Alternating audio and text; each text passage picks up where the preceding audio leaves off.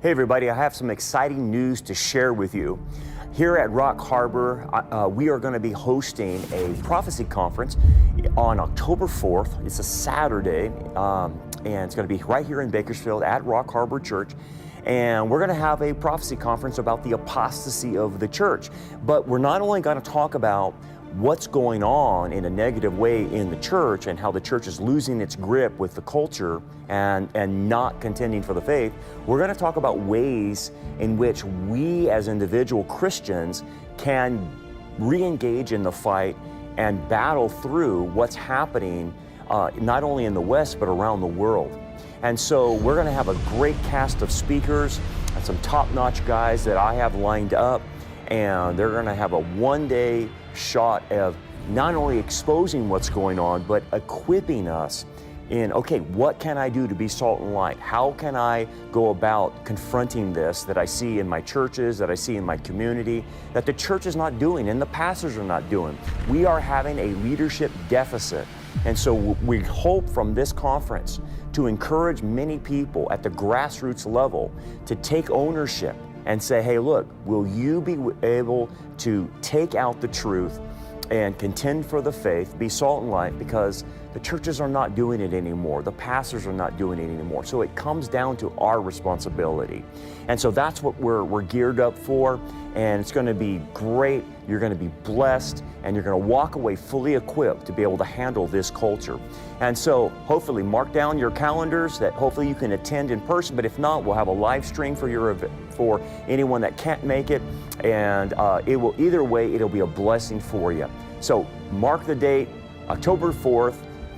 It's a Saturday here in Bakersfield, California at Rock Harbor Church. Hope to see you then.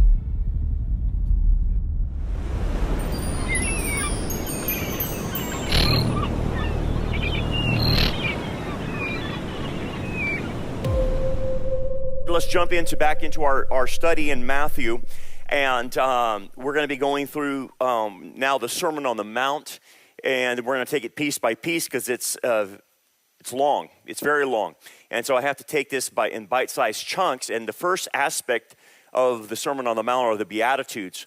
Now, you've heard the Beatitudes many, many times, but probably have never heard the full intent of the Beatitudes and what it's meant for. Unfortunately, I will say this. When you do not know the Jewish background, you don't understand a lot of what's Matthew's trying to drive at, people will misinterpret the Beatitudes and the Sermon on the Mount. The Sermon on the Mount is not about how to obtain salvation through works. It's not telling you that. It actually should tell you the opposite, that you cannot do this because Messiah has to do it. And so there's a lot of misinterpretations of, the Sermon on the Mount. Now, the Beatitudes are a little bit different. It starts off blessed, and everything is blessed. Blessed is probably not the best word to translate this. It's happy, but it's a happiness that is a result of doing what God says. Now, what you're going to see with the Beatitudes is there is a reward for cultivating these virtues. And the reward for cultivating these virtues is not only a present blessing, but has a future reward aspect. And that's why typically the Beatitudes are not taught correctly, because you have to see them as rewards in the future. And so we're going to go through that from a Jewish perspective. We'll try to unpack that, see how many I can get through today, but we'll see. But anyway, one of the things about the Beatitudes is you got to know the audience, and you got to know who Jesus was speaking to. The audience is his disciples. That's what it says that he is speaking to. Now, there's other people listening to him, but this is him speaking to the disciples, which means contextually he is speaking to believers, not unbelievers. Okay, so that right there sets the context that this is not passages of how to be saved, which would make it a works-based salvation, which all the cults do this to. It is speaking to believers about cultivating how to live and cultivate these virtues so they can inherit the full rewards of the Messianic kingdom.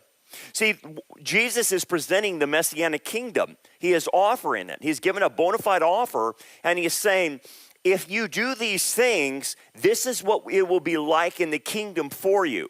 So it's about rewards and inheritance, and that's what he's trying to drive at. And again, the goal is the reward of this, the reward of the Messianic kingdom.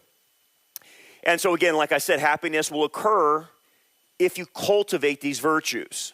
And happiness not just here, but happiness into eternity is what he's trying to do. Now, the Beatitudes are in twofold. They're those that relate to God and those that relate to human beings. It's just like the 10 Commandments. The first 4 relate to God. 5 through 10 relate to humans. So you have the vertical and the horizontal. And so let's go through now the Beatitudes. Let's make application for all of us and look at the society, how this plays out in our world.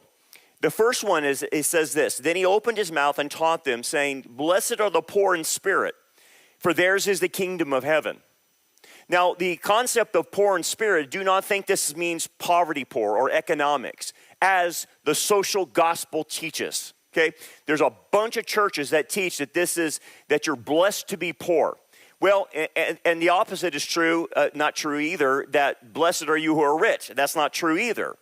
So you don't want to make the mistake of the health and wealth prosperity gospel, but you do not want to make the mistake as the Catholic monks do of saying that this is the poor of poverty stricken. That's not what this means. It's poor, and the qualification is what? In spirit. Okay, so what this is referring to, a poor in spirit, is that the believer understands their spiritual bankruptcy, understands their spiritual poverty, and acts from a foundation from this. So as a believer, we know we're spiritually poor in the fact that we came to faith in the Messiah. We couldn't save ourselves, and so we had to trust in the Messiah. Okay. So now in our sanctification, the same is true.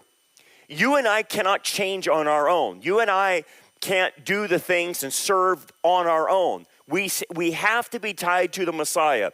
We have to, he is divine and we are the branches concept, okay? So there's nothing we can do without him.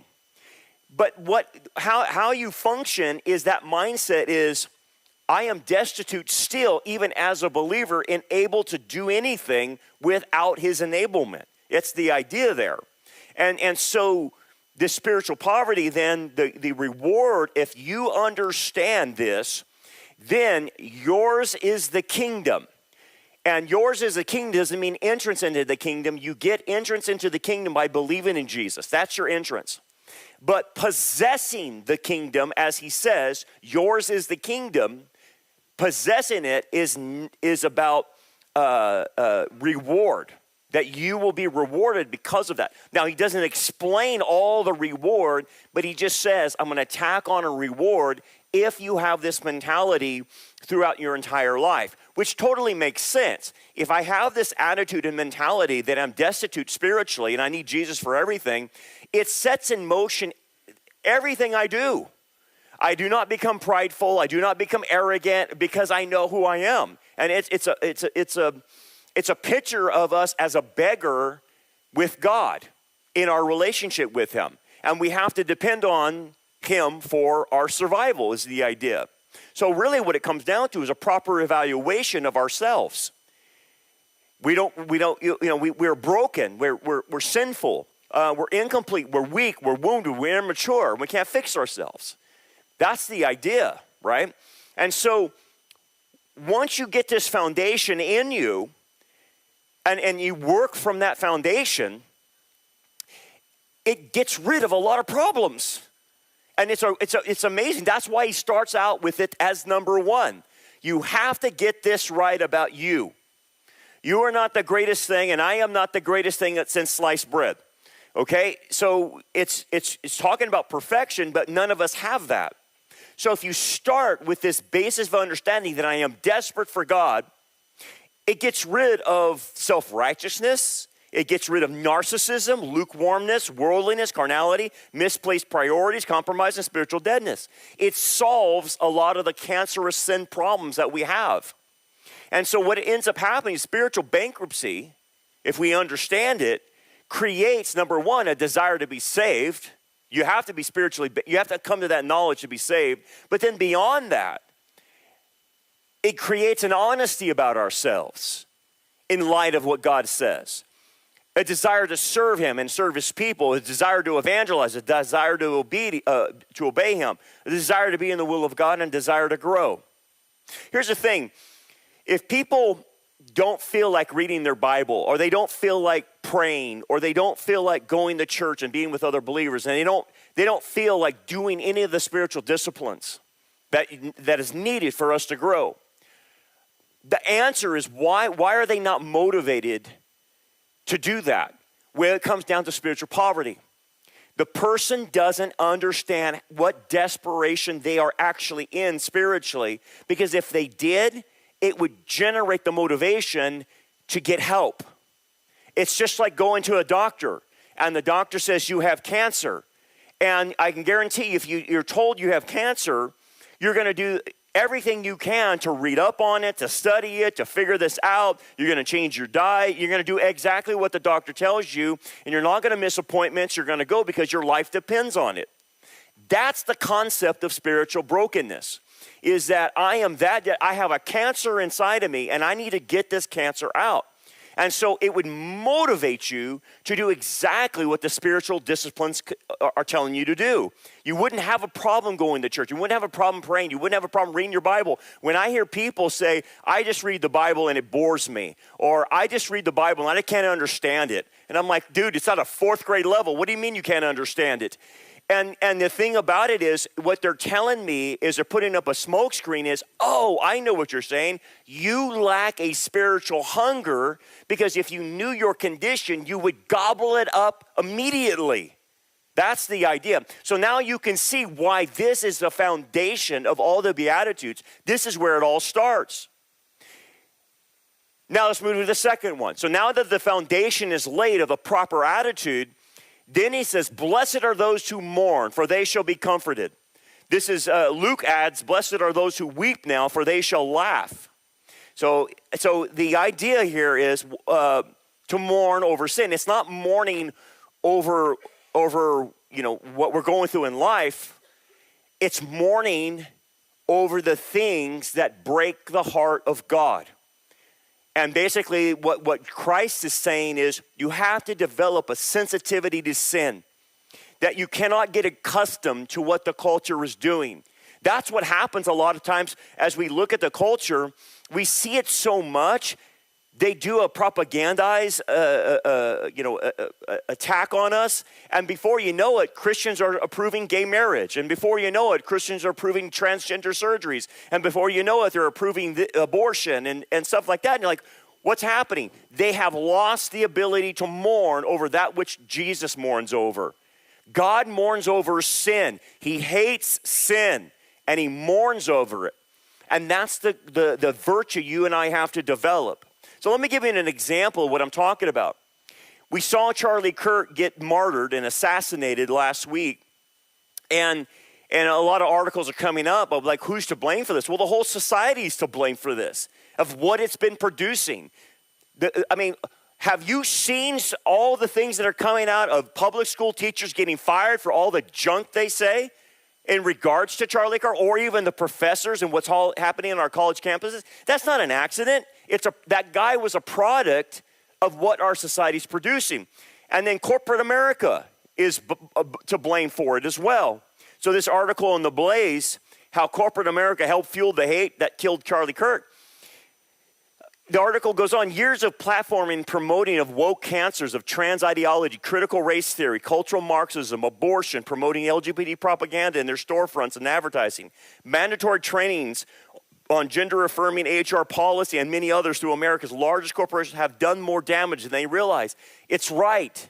When you have Bud Light advertising Dylan Mulvaney, a transgender, right? When you have all Target promoting tuck-it clothes for little boys to pretend they're girls, they have contributed to this. They're all part of the collective guilt in this. And then the thing about this, we're watching our culture that can't mourn for sin anymore. They don't even call it that. Here's Jasmine Crockett, crazier than a bedbug. And look at what she says. Just because someone has committed a crime doesn't make them a criminal. What? That's completely different, she says. Being a criminal is more so about your mindset. I'm sorry. If you lie habitually, what does that make you? A liar. If you steal, what does that make you? A stealer. No, a thief, right? And so forth and so on. And I'm like, is she trying to gaslight the entire planet, the entire United States, saying someone's not a criminal if they commit a crime? I don't know what you call them then. But that's what I'm saying. Jasmine Crockett, just again, another example of our culture that doesn't mourn for sin. She doesn't even define it. Here's another guy that doesn't mourn for sin. In fact, changed the whole narrative and said it was MAGA that shot Charlie Kirk, which he immediately got fired or released or whatever you want to call it from his late night show, which was tanking. He lost like 700 viewers or whatever in the last few months or whatever. These late night talk shows have been contributing to this. Jimmy Fallon and all these other goofy guys promoting radical leftist ideas. And I'm glad ABC or at least Sinclair made a complaint and saying, you got to get this guy off the air. Now, I'm still hearing talks that ABC might bring him back. It's like, oh my gosh, you guys don't even get it, do you? But look at what MRC's Newsbusters found out about this guy. 92% of Kimmel's jokes since January 2023 has been about conservatives. And since September 22, 97% of his political guests have been liberals. When you keep platforming the radical left, what do you think you're doing to your audience? You're brainwashing them. That's been the whole late night hosts of Stephen Colbert, all those crazy radical leftists. And then you got Ilhan Omar this last week going completely off the rails. This woman doesn't know what sin is. I can guarantee you that. She doesn't mourn over sin. She called Charlie Kirk reprehensible and a hateful man.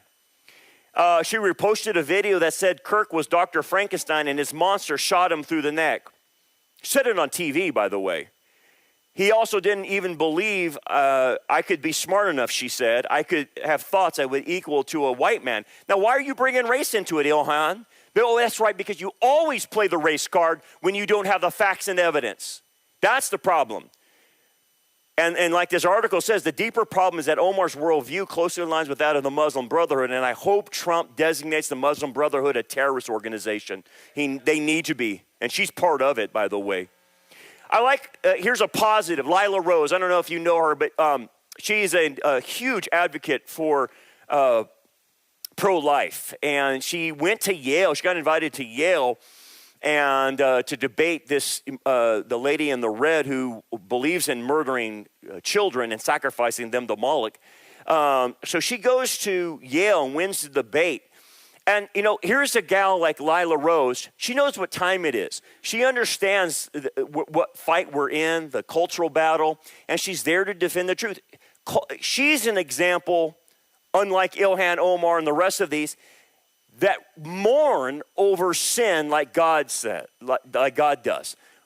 You've got to imagine how Jesus feels about the abortion that's continuing to happen in our. You've got to know he's weeping over that, right? Here's her at Yale, and she trounced this lady in red, this far left radical who wants to murder babies. Here's a snippet of Lila. When choice of adults is made supreme, not of the children, life of children of the vulnerable become disposable. What about the child's choice? That has not been represented here yet tonight. And so let me ask the question here plainly. Should murder be legal? Should murder be legal? Of course not. Then why do we excuse abortion? Abortion is the direct and intentional killing of an innocent human being. It is not an accident. It is the direct and intentional killing of an innocent human being. That is the reality behind euphemisms like choice and healthcare. What does abortion actually do? Abortion procedures tear babies limb from limb in suction abortions. In the abortion pill abortion, it starves a child to death with drugs. In later term abortions, it pierces a needle into the beating heart or the brain of a living, developing child. These are not acts of healing. These are acts of killing. God bless her. Good for her. Blessed are those who mourn for that which God mourns. Now, the idea is they shall be comforted. That's the reward. Now, how does this come? Well, Isaiah 40 talks about the comfort that will come in the Messianic kingdom. Comfort, yes, comfort my people, talking about Israel. Says your God, speak comfort to Jerusalem and cry out to her that her warfare is ended, that her iniquity is pardoned, for she has received the Lord's hand double for all her sins. And what Isaiah 40 is trying to say is, after this life, we go into the kingdom. The kingdom age is 1,000 years. And during that time, Jesus rules and reigns. And the good news about it, what it's saying as part of the reward is, we will not live in a world where people don't understand sin. They will all know it because Jesus will rule and reign. We will not have these obnoxious people who do not know how to classify crime. We will not have these obnoxious people who continue to call good people bad people. That won't exist. And what it's trying to tell you is there's coming a day where you won't have to experience it anymore. And your mourning will be over and you will be comforted. Furthermore, if we die today and we go to heaven where the New Jerusalem is, then we also will be comforted by that same idea. And it says, and God will wipe away every tear from their eyes. There should be no more death, nor sorrow, nor crying. There should be no more pain, for the former things have passed away. It's the same idea. Wherever God's abode is, and then obviously in the Messianic kingdom, there is no more mourning anymore because you're comforted, because it doesn't exist in that realm. It doesn't exist. God doesn't allow it. And so that's the reward of this. Now, the reward in this is this.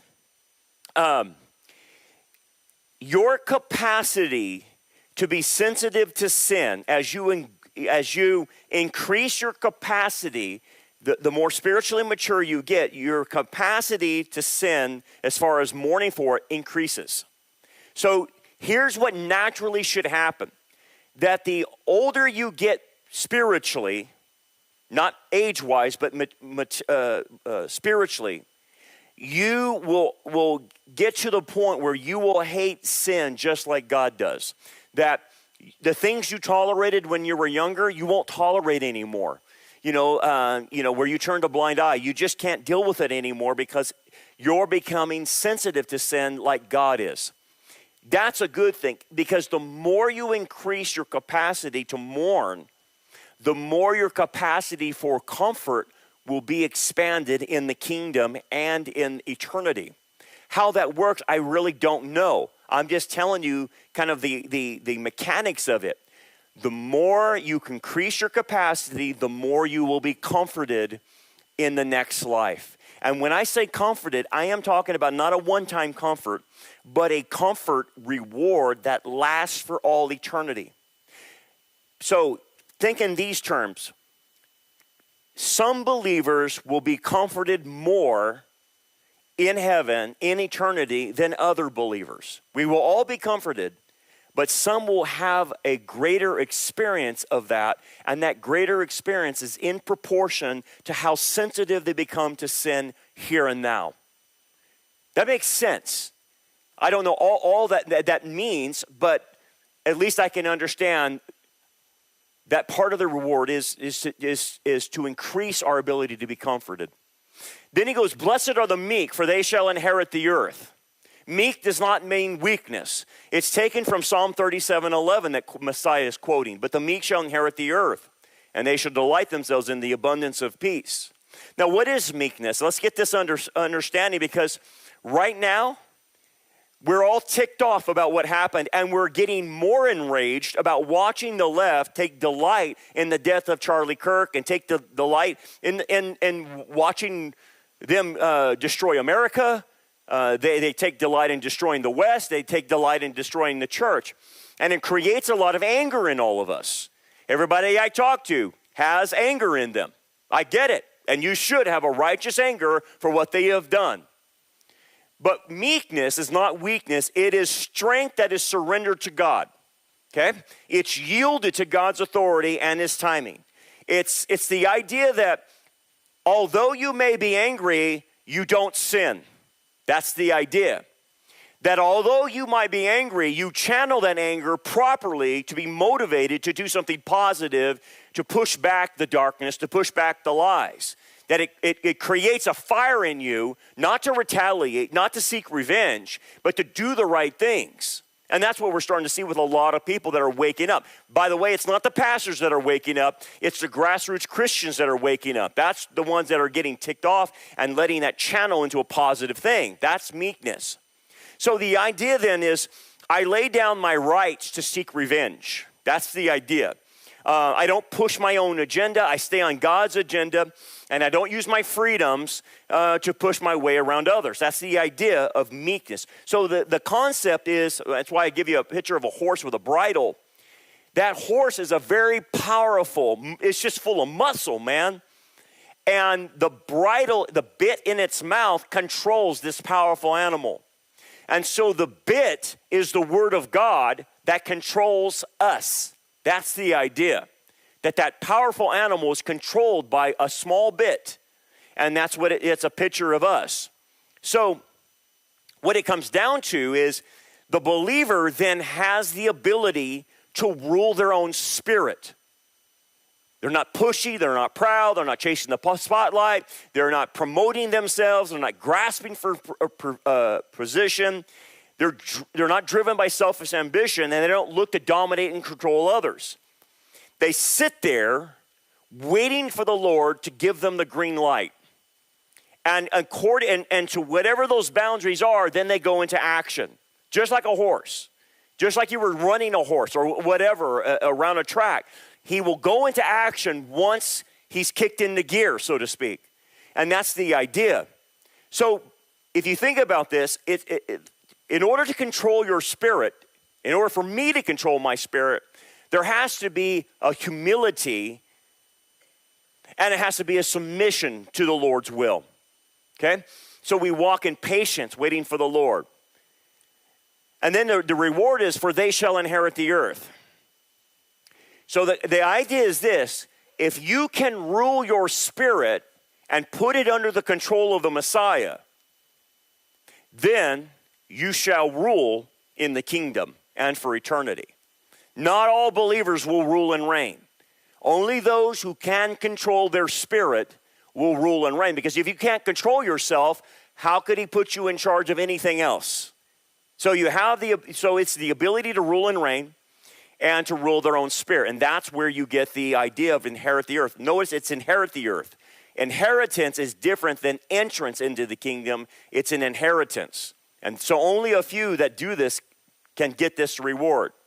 He continues on. Blessed are those who hunger and thirst for righteousness, for they shall be filled.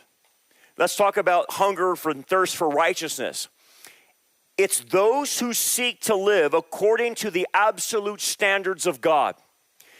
It's those who don't play the game of postmodernism, of, well, you have your truth and then I have my truth and we're just going to live. No. There is an absolute standard for truth. Charlie Kirk made this abundantly clear when he went to the college campuses that there is absolute truth. You don't get to make up your own world. You don't get to make up your own reality and perception. There's an absolute standard. So those who are hungry and thirst for that is those who believe in an absolute standard and stick by it and don't get pushed around by the postmodernism.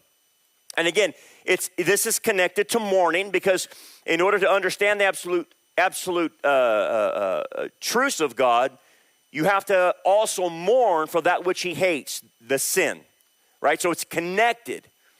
Now, the idea is, he says, you should be filled. Okay, what does that mean? Well, filled is the idea of eating something. So if you ate a great meal and, you went out for your birthday or anniversary or whatever, and you went out and had a great meal, a steak and lobster, and you ate the desserts and everything, and you come back home, you have this satisfaction. That's the idea the Greek is trying to get across. It's like eating a great meal. And you have this satiety that you're satisfied. Well, that's what's happening here. So it's a twofold blessing. It's a blessing for here and now and a blessing for eternity, your fill. So when you believe in absolute truth and you fight for that absolute truth, it gives you a satisfaction. It meets your hunger and it satisfies you. And really, well, it's not that the fact that I see the world getting better, it's getting worse. But if I'm looking at the absolute standard is God. And I focus in on him that he one day will bring in that absolute standard. But he is my focus.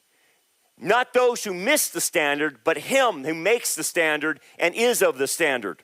And so the idea is I am satisfied that there is absolute truth and righteousness when I look to Jesus, when I look to God. I see it there. And that's what satisfies me because it's a prelude to what's coming. That's the idea.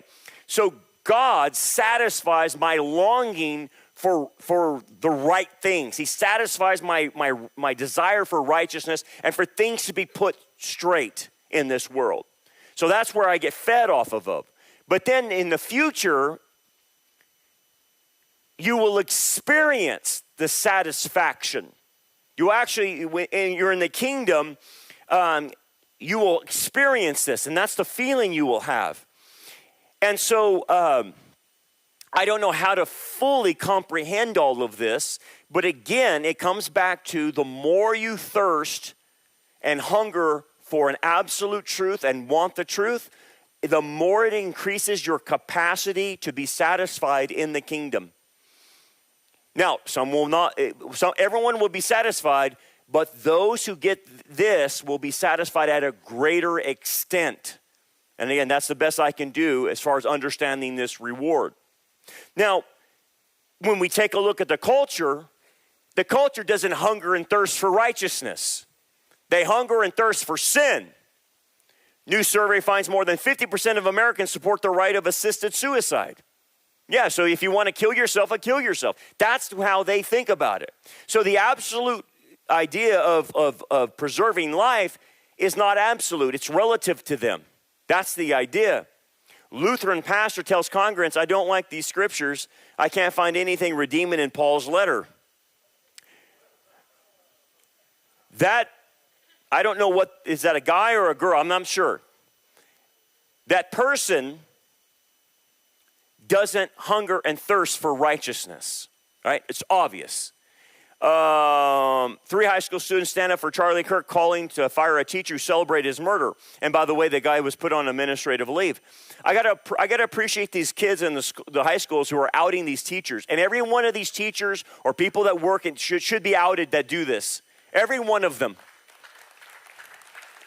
You don't get to take government money, state money, and then put out there on your own social media that you delight in the death of Charlie Kirk. You don't get to do that as a public official, especially if you take tax money. So I'm glad these kids out them. You know what? Those kids, those 3 high school kids that did that, have a hunger and a desire for righteousness. Because that's what we're supposed to be doing. We're supposed to be shining the light on the darkness and exposing these creeps. Again, we're not going to get rid of the mindset. And so we hope that some people convert, but a lot of them are not going to convert to Christianity. But what do? You have to expose the evil. You have to push the evil back into the darkness. Good. I hope this continues to happen because even here locally, what I am hearing from these screwball teachers is the same thing. They have a conniption fit in the fact that Turning Point USA had a prayer time at Liberty, and then all of a sudden it's a problem. It's not a problem. The kids organized it, and they had a time of prayer, and that was violent to some of the other kids. And that was some of the kids came and said, I was afraid. You're afraid of people gathering around and praying? What are you, insane?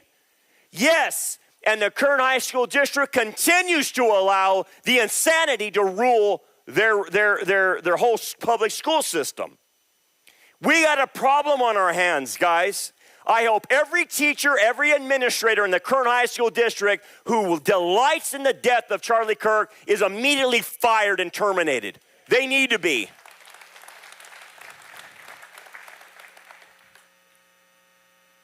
Blessed are those who hunger and thirst for righteousness. What religion is this, guys? We're Episcopal priests. Of course we get dressed up on Sundays. I'm an Episcopal priest. Of course we'll do your gay wedding. I'm an Episcopal priest. Of course women can be priests. I'm an Episcopal priest. Of course I offer free walk-in therapy all day. We're Episcopal priests. Of course we know your pronouns. We're Episcopal priests. Of course we're super serious. We're Episcopal priests. Of course we wear our collars every day. I'm an Episcopal priest. Of course we set up fun children's areas in worship.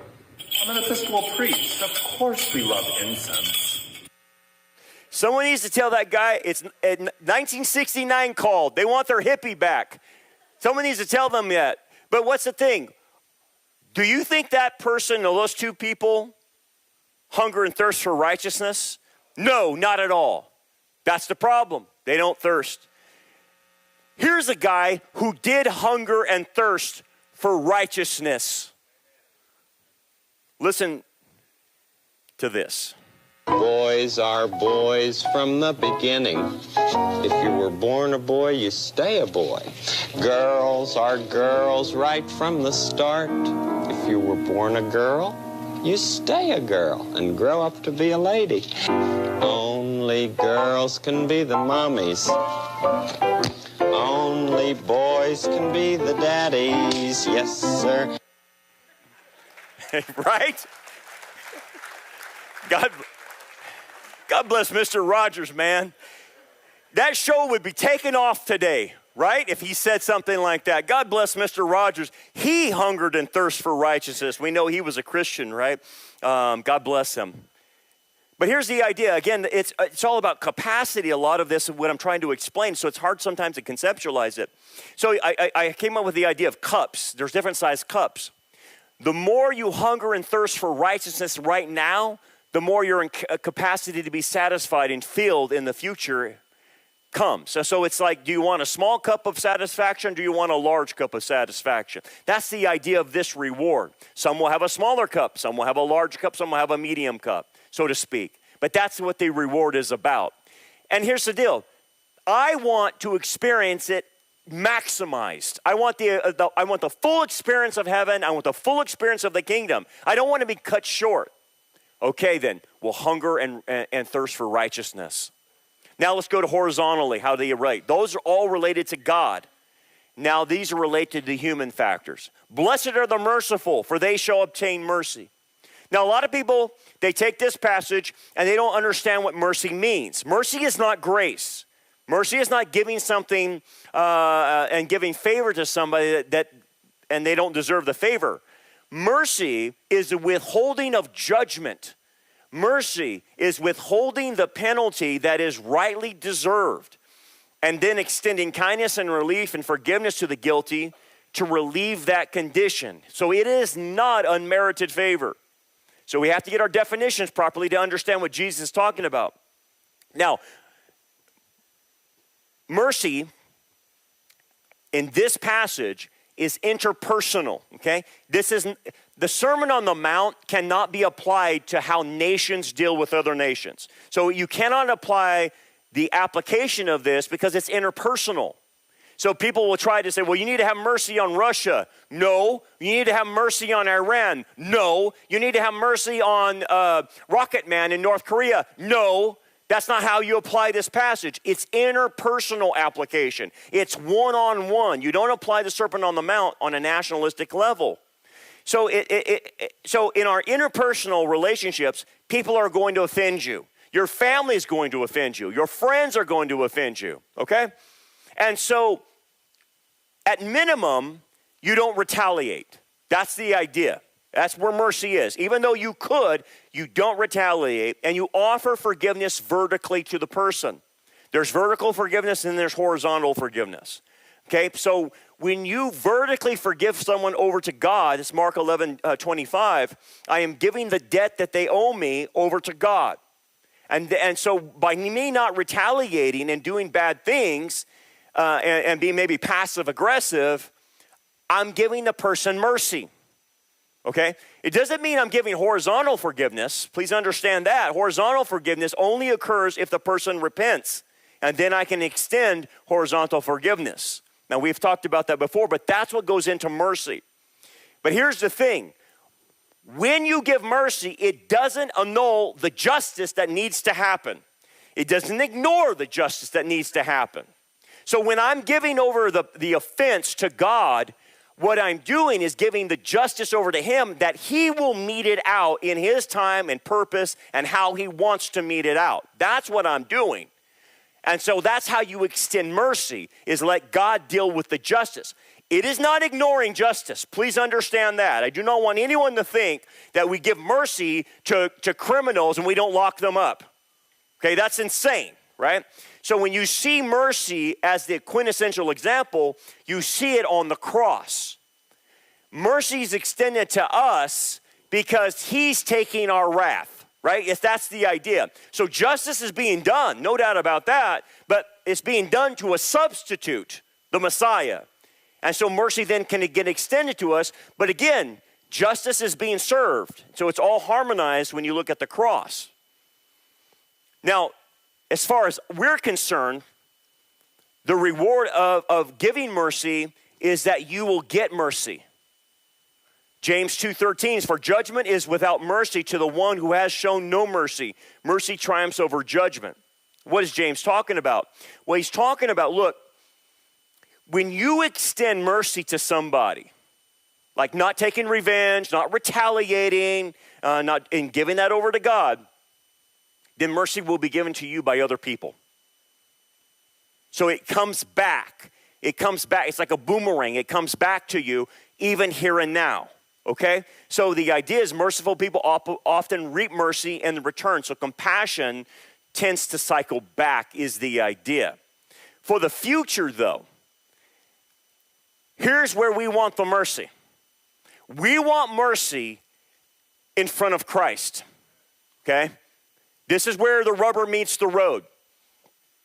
We're going to meet with Christ and it's called the Bema seat, and he's going to evaluate our lives, our Christian lives. Again, the Bema seat is not for sending someone to hell or not. If you're saved, the Bema seat is a reward judgment. Okay, so how much Christ can reward you. But let me ask you this. Do you want Christ to be exacting when you're standing in front of him, or do you want some mercy when he looks at your life? I can tell you right now, I want some mercy, and I want a heavy dose of it because I have screwed up so many times. So this is where the rubber meets the road. Yeah, no doubt, when you give mercy, you get it back boomeranged from other people. But man, what we have looking forward to is, if I have given mercy out in this life, I will be extended mercy when Christ evaluates my life, and I want that. I want that. That's where the reward is. When he looks at my life and evaluates it, I want him to take that in consideration. And how he's going to do it, he's going to say, well, Brandon, you weren't merciful here, and you weren't merciful. You were very exacting. You were right. You were totally right, but you showed no mercy. So I am not going to show you mercy. I will be very exacting on you. Oh, I don't want that. Don't want that. That's where the reward is. Blessed are those who are pure in heart, for they shall see God. What does pure in heart mean? It means the right motives, the godly attitudes, the integrity that guides our actions towards God and others. That's what it means. Here's a person that has no integrity, has wrong motives, has all the wrong desires. So Candace Owens is an opportunist, and she takes advantage of the death of Charlie Kirk to say things now that Charlie can't defend himself on, and makes up a false narrative. And she's being called out on it. But this is what I'm talking about as far as pure motives. God wants us to have pure motives in what we do. Not agendas, not building our own kingdom or getting our name out there. So the anti-Semite, and she's already an anti-Semite already, rewrites Kirk's legacy to better serve her own nefarious end. She said that the Jewish state of Israel is somehow involved in Kirk's assassination. And she still won't let that go. I dealt with that on Wednesday. It's a total lie. She said Kirk had soured on Israel. No, he didn't, by the way. he hated Bibi Netanyahu and was getting close to publicly adopting a hostile stance. No, he wasn't. Then she said that Bill Ackman, the billionaire hedge funder and proud Zionist, staged an intervention with Kirk during a retreat last month in the Hamptons where Ackman pressured Kirk to get in line on the Israel issue. That didn't happen. It's a lie. This is Josh Hammer of PJ Media. I spoke with Kirk less than 24 hours before his untimely death. The night before, the right-wing rabbi friend and I held a Zoom call with Kirk and a few others. During this call, Kirk, and an unapologetic Christian Zionist, that's what we are, who was greatly distressed by the rising anti-Semitism in some pockets of the right, asked us a series of Israel-related questions that he was anticipating receiving on his upcoming campus tour. So on his campus tour, he was anticipating the anti-Semitism in the college and was wanting to have talking points of what do I say about this. We answered those questions, provided a message of advice for how to best communicate, and went over his students. As far as the Hamptons retreat last month, I was there. Kirk had personally texted me to invite me, and I inscribed book copies for 2 special retreat attendees, Kirk and Ackman. Put simply, there was no intervention. Not from Ackman, not from Babylon B. Seth Zillan, not from anyone else. He only doubled down on his opposition to Islam and suggested that Israel is a natural ally in the fight against jihadism. It's the exact opposite of what Candace said. He was pro-Israel and he's concerned about the Muslims. That's what we all have said. That's been consistent with Charlie. But why would Candace Owens then take that and twist it? Because of impure motives. Impure desires. She wants something. Maybe it's name recognition. Who knows? But that's an example of what Christ is coming after. We can't be like Candace Owens, obviously. And the reward is they shall see God. Now, again, that's kind of a hard reward to understand. What do you mean? Because in heaven, in the kingdom, we all see God.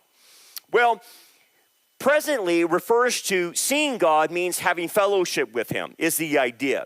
So James 4:8 says, draw near to God and he will draw near to you. So the closer you get to God, you see him. Not physically, but metaphorically. That's the idea. The reward here is intimacy, that you will grow a closeness and have spiritual clarity when you're there. Now, in the future reward is, yes, we will all see God in his essence. But here's the thing. Some will be rewarded and see God in the fullest sense and the fullest of the revelation of him when we see him face to face. How that happens, I'm not quite sure, and I don't understand quite a lot of it. But that's what the passage is trying to say. And so let me conceptualize it. Those who increase their capacity will see God in a greater way. Will see him in a fuller revelation. That's the idea. So again, go back to the cups. Some have a large, some have a medium, some have a small. We will all see God, but other people will see him differently than what we all see, than other people. And so it's a promise to all believers. So it's about a capacity or degree in enjoying what they call the beatific vision. That's been the hope of all of us, is to see God. Now, what does that mean? Now, again, it's hard to conceptualize this, but here's the thing. If you saw God in his essence and his being and all of his glory, you would not want to leave ever that presence. You would just be standing in his glory, worshiping, and never want to leave. That's the idea of the beatific vision, okay? And so it's everything we've ever wanted. It's everything we ever need. It's just to be in his presence one-on-one. Some people, it's saying, who do this will increase their capacity to enjoy that, if that makes sense. It's a hard one, but that's what the idea is. It's degree and capacity. Blessed are the peacemakers, for they shall be called sons of God. This definitely is misinterpreted by a lot of people. What does that mean, peacemakers? Well, look what Luke 12:51 says. Do not suppose I have come to give peace on earth. I tell you, not at all, but rather division. From now, from now on, 5 in one house will be divided. 3 against 2, 2 against 3.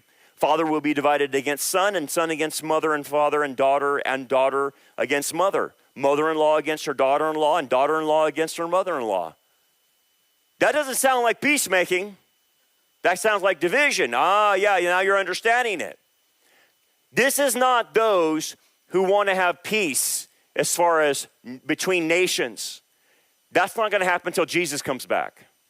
What this is talking about is interpersonal peace, and the context is among believers.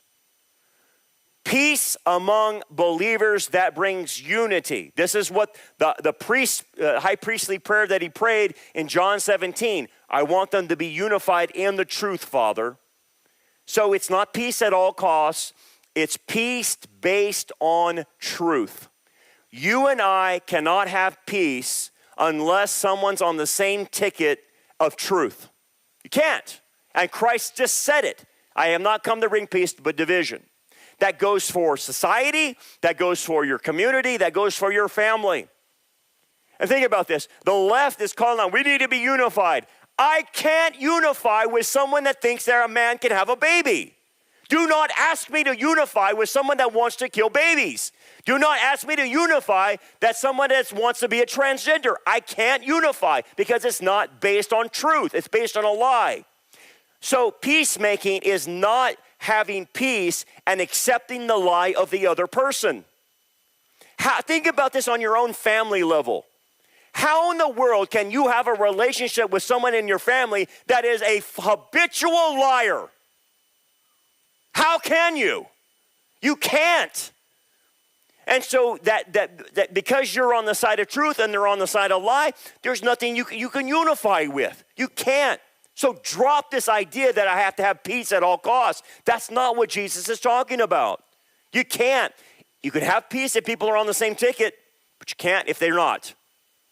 Therefore, let us pursue the things which make for peace and the things which one may edify one another. So we pursue peace. We want peace. We want to unify with other people, but we can't do it unless. So the idea is I'm willing to make peace if you're willing to repent. I'm willing to make peace if you stop doing the crazy things you're doing. I'm willing to have that. I have that attitude. That's what Christ is saying. But until you get your head screwed on straight, we're not going to have peace.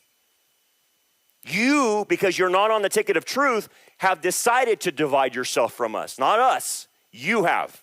That's the idea. And look at the reward, for they shall be called sons of God. Now this is the reward, the designation of being called the son of God. And you might say, well, I thought we all were. No. We are all called the children of God. But notice we're called children. We're not called sons. Sonship is given to those believers who do this, who are peacemakers, that are wanting to have peace and unified by the truth. So you might be called a child of God, but not everybody is called a son. Sonship is a reward. It means the person has grown up spiritually. So it points to a higher recognition for the individual, like in the ancient world. That's where it's coming from. And so what the idea is, being called a son in the Hebrew context, is the idea of representing the father, representing the family. That's what the idea. It's a family likeness is what it's trying to say. So children of God do not represent.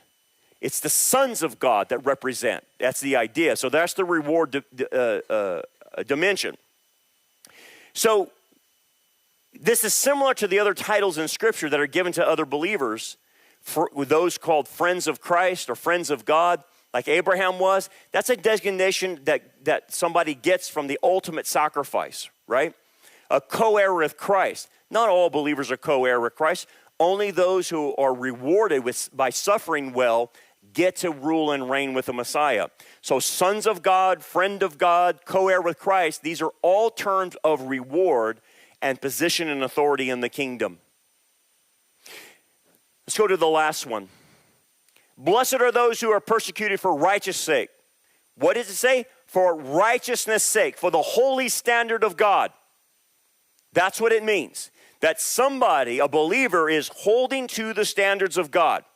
For theirs is the kingdom of heaven. That's a repeat of another promise. Possession, right? Blessed are they when they revile and persecute you and say all kinds of evil against you falsely for my sake. Rejoice and be exceedingly glad, for great is your reward in heaven. For so they persecuted the prophets who were before you. So you're in good company if they persecute you. Your great is your reward in heaven. I can tell you what this reward is. It's the crown of life. Those who suffer well, suffer through persecution, and are martyred are given the crown of life. I believe Charlie is going to be given the crown of life because he was martyred for what he did. But I want you to think about this in terms of martyrdom and Christian persecution. More than 300 million Christians suffer high levels of persecution and discrimination for the faith daily, okay? This is the latest thing that happened in September this month. 100 plus Christians were killed in 2 days. They were attending a funeral of whether they're members of the church, and the Islamic State came and killed 70 Christians with guns and machetes, kidnapped 100 people, and 16 houses were burned to the ground. Probably never heard that on CNN, right? No, of course you didn't. You didn't hear that from our media. They're not going to talk about it. But Christians are being slaughtered all over the world in record numbers. Living according to righteous standards of God and speaking the truth will bring persecution. Look at 2 Timothy. All who desire to live godly in Christ Jesus will suffer persecution. So if you're not being persecuted, you must not be living correctly. If you are being persecuted, it's probably because how you're living. That's the idea. Now, I want to show you the demonic activity that's happening in our college campuses. The persecution that's happening.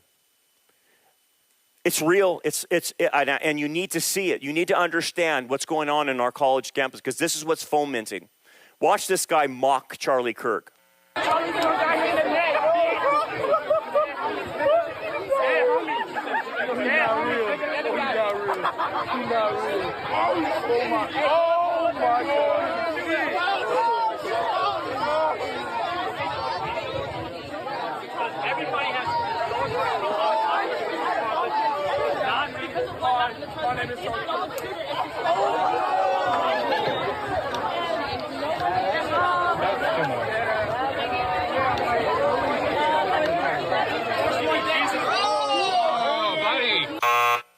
Expelled, dude. He did get expelled. Good. Amen. That was at Texas State University. He did get expelled, and he was mocking Charlie. But that's going on all through our campuses, right, by the way. This girl got arrested for spitting on TPUSA members. And so it's happening. These kids that are being radicalized in our colleges, man. This is our college campuses right here. And these are at turning point rallies, by the way, at the college campuses, right? Hey, fascist catch. I mean, mocking the bullet, right? USA is occupied by Israel, free Palestine. Again, this is at Charlie Kirk's TPSA memorials and stuff. This is in Texas. They have a whiteboard, and people just filled the whole whiteboard with just crazy demonic things about Charlie Kirk on their whiteboard. Here's the Blaze picked up a story that was happening. A memorial for Charlie Kirk was happening at Washington Square, and this is how it went.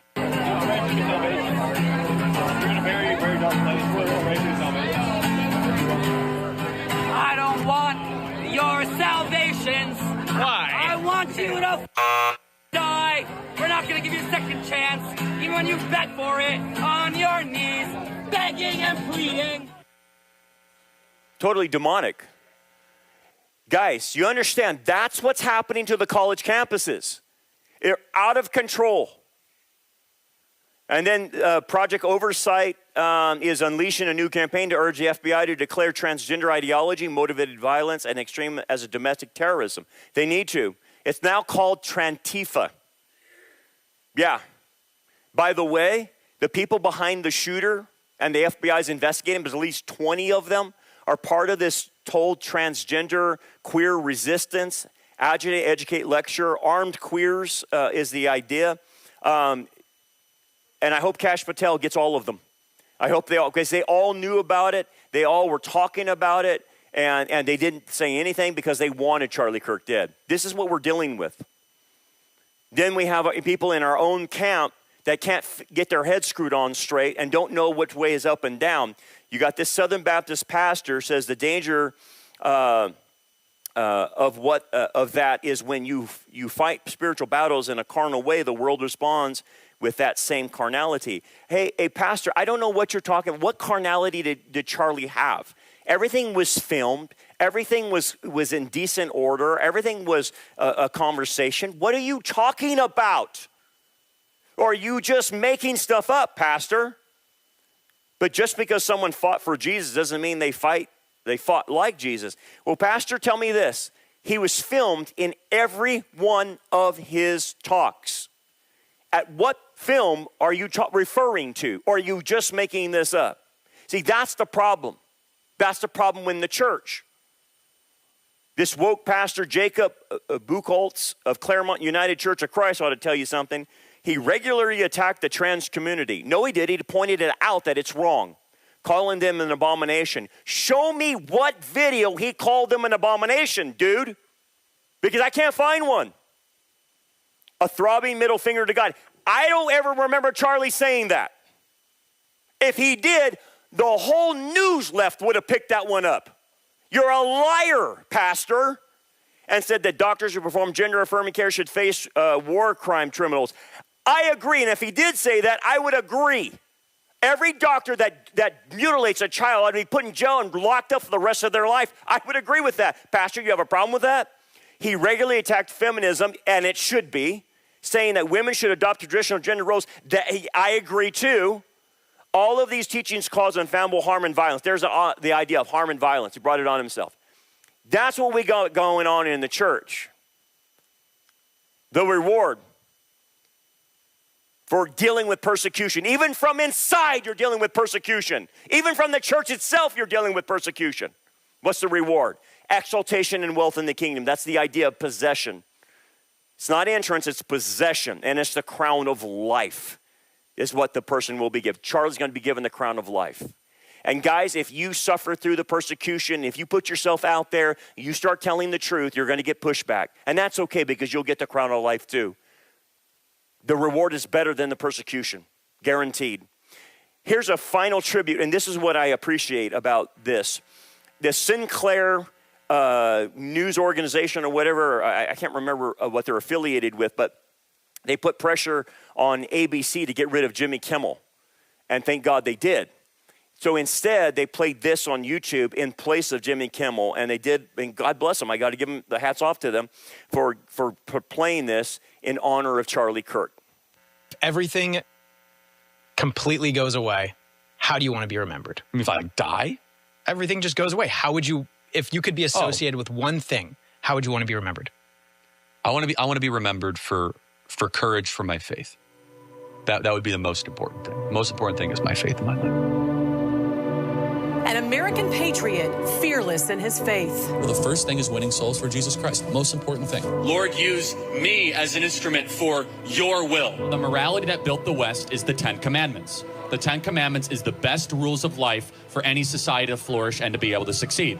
A political powerhouse fueling the youth of America. This is a dark moment for America. Charlie Kirk traveled the nation, joyfully engaging with everyone interested in good faith debate. And I'll never forget it, Charlie, that I would not be here were it not for you. He was a good guy. A young life viciously stolen in seconds while the world watched. This is the police chief's nightmare. You try to get your bases covered, and unfortunately today we didn't. And because of that, we had this tragic incident. All the young people across this nation, what does it mean to them now that their leader was killed? The nation mourns, the nation is shaken by that, and we're working through that emotion. Our nation now steadfast in hope that his pure message of faith. Charlie Kirk just had a wonderful way of bringing the best out of conservatives. Family. Erica is, by God's grace, just strong as can be. She's a lioness. Freedom and love of country. Them taking him out only makes us stronger. So we're not going anywhere. We're all Charlie Kirk now. Carries on. If you thought that my husband's mission was powerful before, you have no idea. You have no idea what you just have unleashed across this entire country.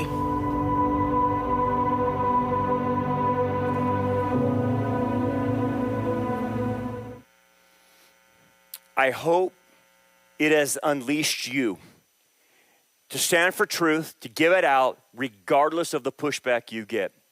Be like Charlie. What did he want to be known for? His courage for defending the faith, his courage for defending Jesus Christ. I hope that's you and I. Let's pray. Father, thank you, Lord, for what we can learn from the Beatitudes.